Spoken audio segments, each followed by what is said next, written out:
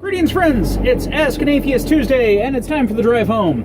Well, guess what questions I got for you today? Nothing! Nobody asked me any questions. Not a damn thing. Okay, that's fine. I probably could have predicted this coming, but there we are. So, anyways, as a reminder, Tuesdays will be Ask an Atheist Tuesday because we are the least trusted, most hated minority in the country. It's been proven through polls and other systems, and I don't find that fair. So I think this is just bred out of ignorance and a needless fear. I mean, honestly, what the hell did we ever do?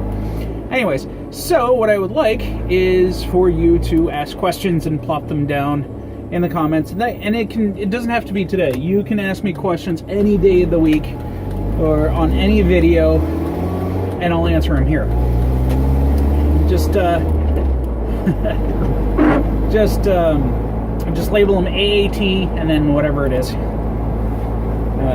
Ask Atheist Tuesday. Yeah. Anyway, so since nobody asked me any questions, I'm just gonna spout crap, because that's what you come here for, is me spouting crap. That's what I do. That's what I do best. So, what am I gonna spout about today? Well, since it's going to be the Atheist Day, let's go ahead and talk about our eventual demise at the hands of the Vice President. We're losing Uncle Joe! Nutty Uncle Joe is getting dismissed, and instead we're going to get the more reclusive, crazy Uncle Pence. And what does that entail? Well, gosh. We got another right-wing Christian fundamentalist. And he's not the fun kind. Of course, as I've said before in other videos, it doesn't matter what you're a fundamentalist of or an extremist of, you're not any fun. I don't care. You can be an atheist extremist, you're not any fun. That nobody wants to be around you, and the rhetoric you spout is garbage. You're too far out there, you've lost it. You've lost your place in society because you can no longer function with a society. And that's kind of what we have here. I'm talking about somebody who is all about punishment, punishment for abortions, no more abortions, women's rights right out the window. Doesn't understand what a scientific theory is. As he has said multiple times, he believes that the world and all the creatures in it were created by God's hand, and that's all he's going to say on the matter, and that evolution is just a theory. Oh, I hate that.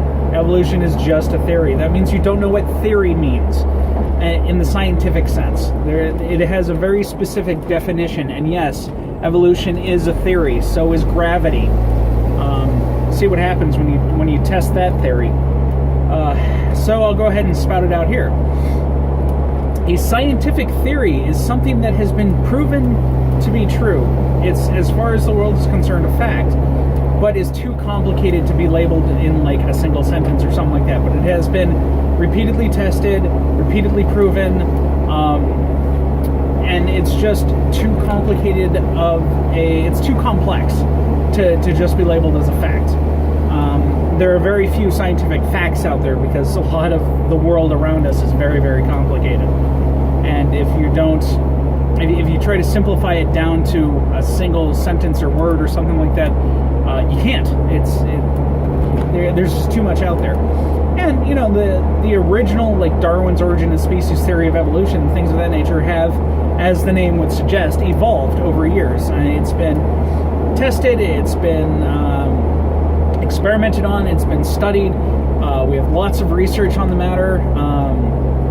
There's all sorts of different levels on it. There's microevolution, which can easily be proven just by yearly flu shots. If microevolution didn't exist, a single flu shot would do you for the rest of your life. And clearly that doesn't work. That's because the virus evolves. It changes over time. It's just the thing that viruses and bugs, bacteria and all that other kind of stuff goes through, thousands of generations in a month, possibly more. And when you have that sort of rapid changeover, as it will, you get what you would normally see evolution on a macro scale, you get at a much smaller, much quicker level, because that's what you got going on. You have what would take us hundreds of thousands of years happens in a year with something like bacteria and viruses and things of that nature. So I mean, it's a theory. It's a scientific theory, and he doesn't understand what that means. And so what else does that mean? That means that he plans on not only probably trying to get rid of it, because, it's just a theory, or to get the study of it reduced heavily so people aren't told much. It's just like, this is what Darwin thought. People came from monkeys. All right, moving on. And that's absolutely not true either. Evolution does not say people came from monkeys. In fact, evolution states that people and monkeys and apes and all that other thing and all those other types of animals, we all come from a similar branch on the tree, a similar simian ancestor, but not monkeys and gorillas and things of that nature. We didn't go from monkey to human. So you can also quash that wonderful adage, well, if we came from monkeys, how come there are still monkeys? Because we didn't come from monkeys. We just have similar ancestors, which is obnoxious.